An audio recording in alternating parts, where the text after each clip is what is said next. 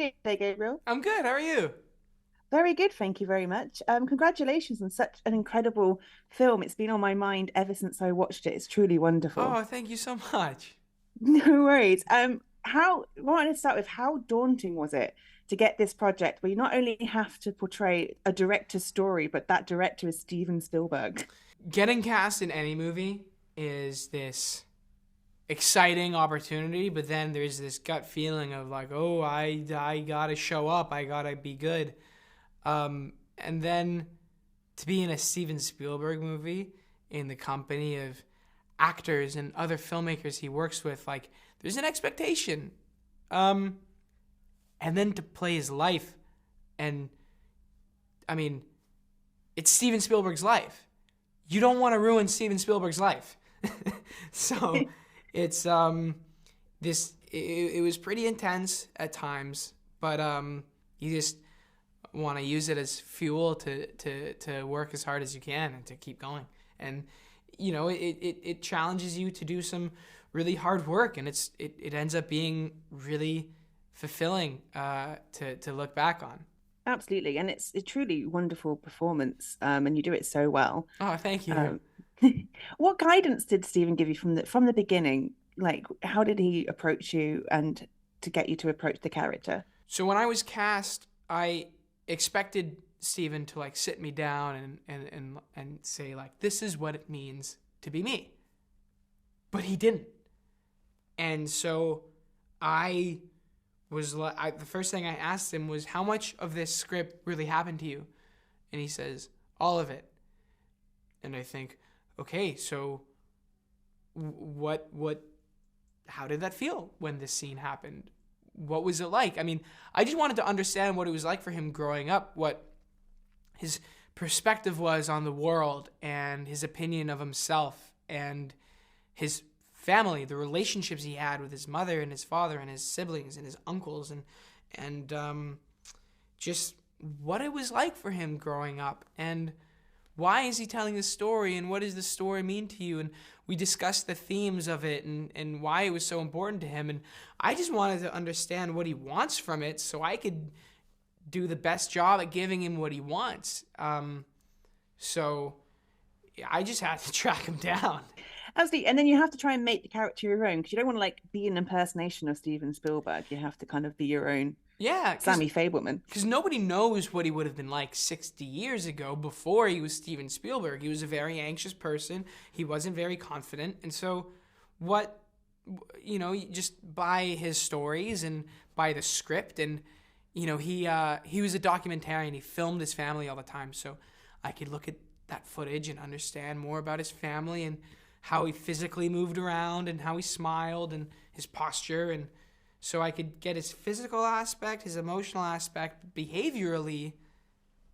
I was free to play Sammy Fabelman how I wanted to do that. It's like there's a Venn diagram of Steven, myself, and then Sammy, and it was really freeing because he's like this with actors. He's like this, and so it's really cool to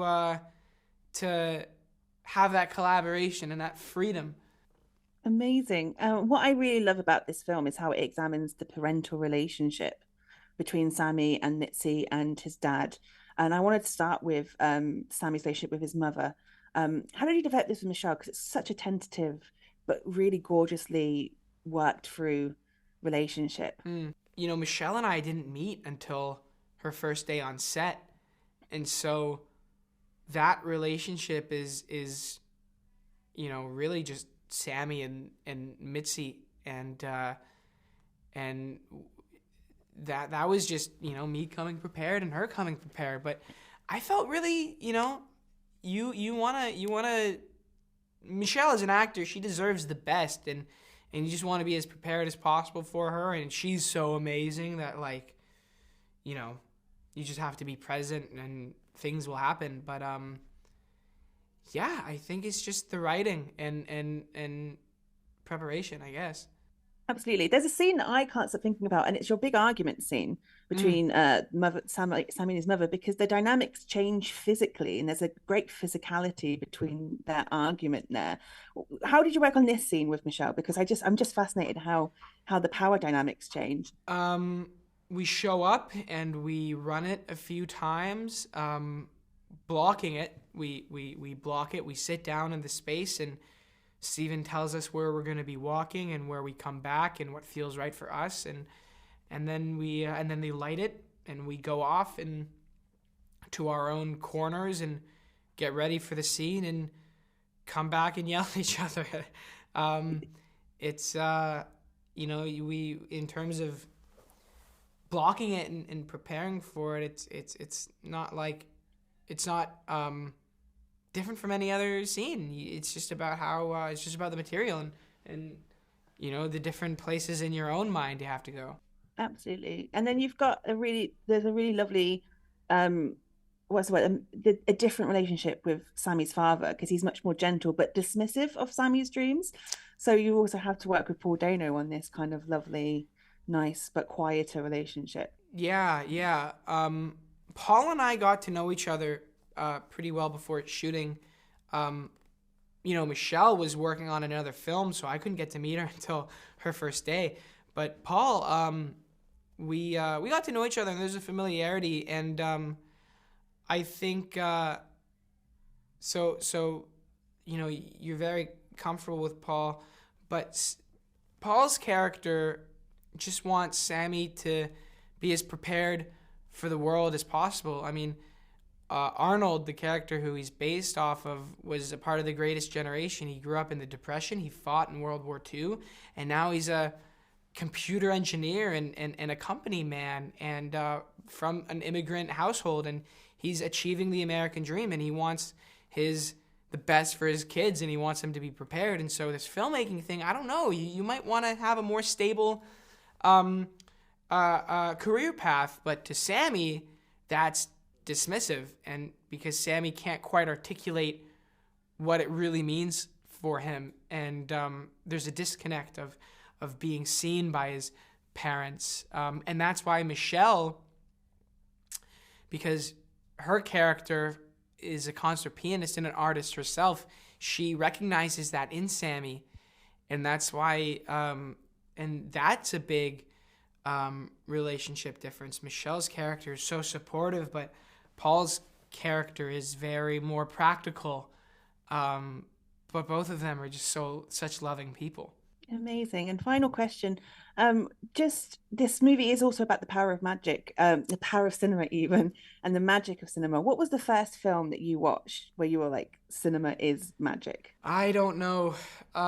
I don't know. I've loved movies as long as I can remember. I've been watching movies since before I can remember. I'm exposed to VHS and DVDs in my house. I go out to the movie theaters all the time. I mean, Netflix turned into a streaming service before I hit puberty. Like, I've just exposed to film my whole life. And I fell in love with acting through theater camp and acting classes and just trying to do as much of that with other kids. So I don't know when they merged, but I've just loved both of them separately. And then I can't remember when I discovered I wanted to bring those two together in my own life. I just remember it gradually being something I've always wanted to be a part of. Amazing. What a beautiful answer. Thank you so much for talking to me today, and good luck with the rest of the film. It is truly wonderful. Thank you very much. Good to talk to you. Bye. Ladies and gentlemen, you're watching Hey You Guys! Hey You Guys, huh? Hey, you guys. Is that from the Goonies? It is indeed, yes. Nice. Hey,